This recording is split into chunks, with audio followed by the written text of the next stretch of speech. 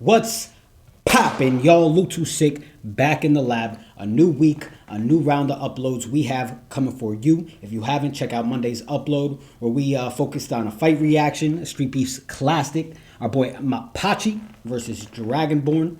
Today we're going to dive a little bit more into the history of combat sports, but today we're focusing on professional wrestling. This is a round of videos that I'm going to call a combat life. Just basically an extension of our history videos where I look at one particular person, give you a little bit of a background about him, a little bit of a biography, some people that you might have not heard of, some people that you have heard of, you are familiar with.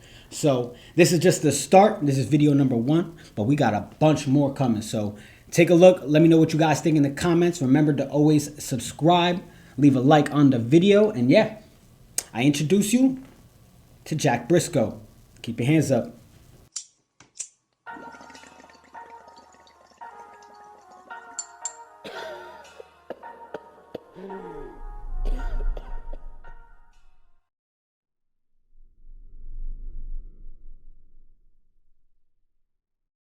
Young men grow up with a lot of different dreams.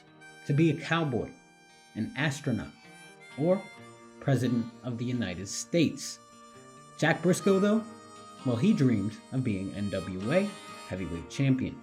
Born in Oklahoma in 1941, Brisco grew up a massive fan of professional wrestling, going to the local drugstore every Saturday to read wrestling magazines.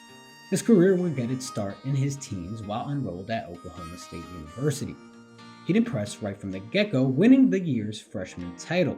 Unfortunately, real life will get in the way, and Brisco would have to step away from sports for 2 years to get married and have a child. Feeling the itch to compete, Brisco returned for his junior season and didn't disappoint.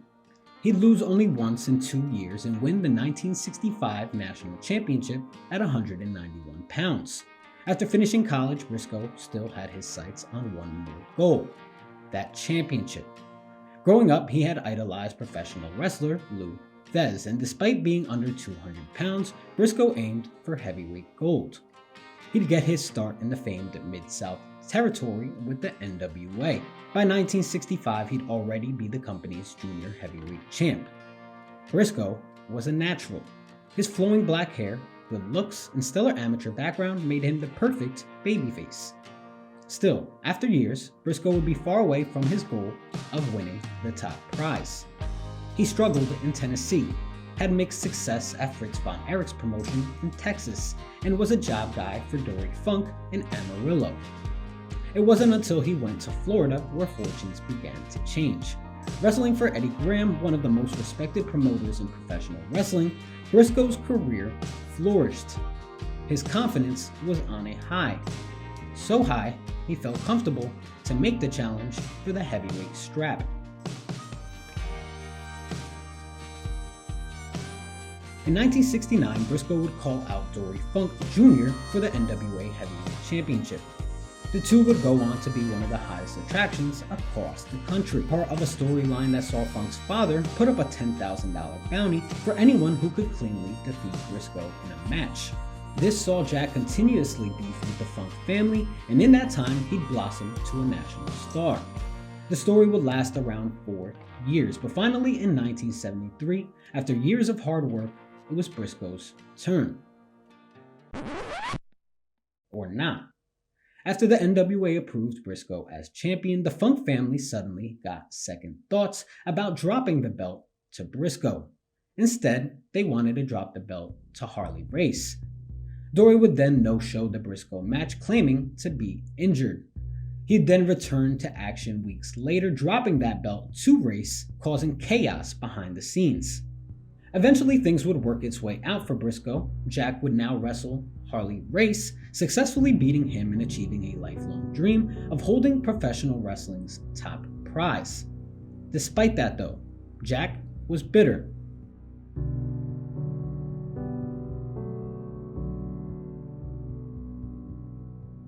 You see, before the Brisco stunt, Jack had traveled to every major territory in the country, losing to their top guy.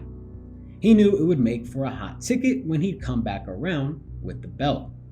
But with the Funk drama taking an additional 4 months to get Brisco gold, the excitement behind his name was gone and nobody was buying tickets. With Brisco now the champ, he was wrestling's top guy for almost 3 years.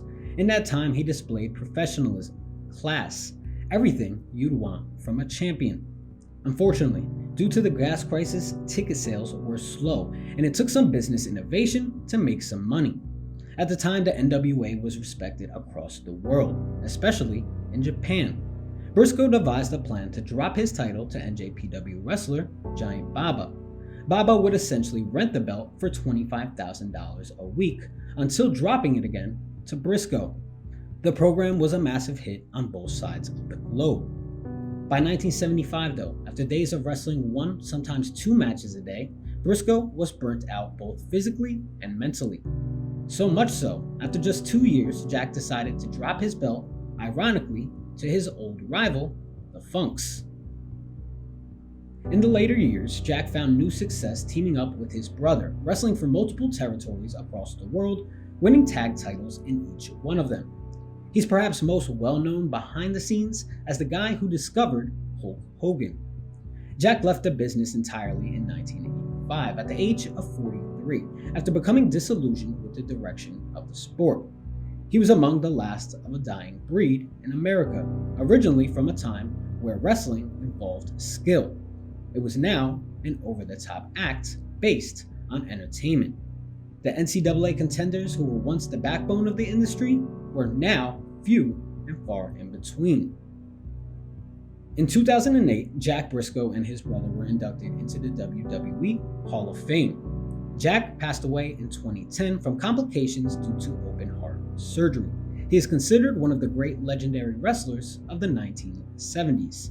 Upon hearing the news of his death, old-time rival Dory Funk Jr. had this to say about the old legend. He brought competition to professional wrestling.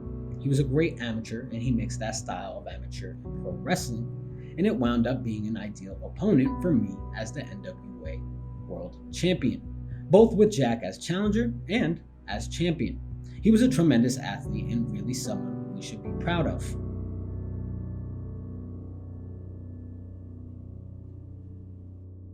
And there it is, guys, the life and times of Jack Brisco, someone who was really the last of a dying breed, a tough man, one of the toughest men to ever step foot inside of the ring, and a true icon in the world of combat sports. This is Lou2Sick. Our channel covers everything in the world of combat sports, from wrestling to boxing to MMA and much, much more. Make sure you subscribe to follow all the updates coming along. Like the video, comment, and let me know what you guys think. And stay tuned because we got much, much more coming. Remember, keep those hands up, baby. Every time I wake up, shit feel the same. Got a million thoughts and they weighing on my brain. Sipping on my favorite liquor just to ease the pain, cause I feel like I'm crazy and desperate need to change. Making plans to move and talking state to state. Talking pounds and haze, medical high grade. Look how my eyes stay, what more can I say? How dare a nigga tell me that this rap won't work?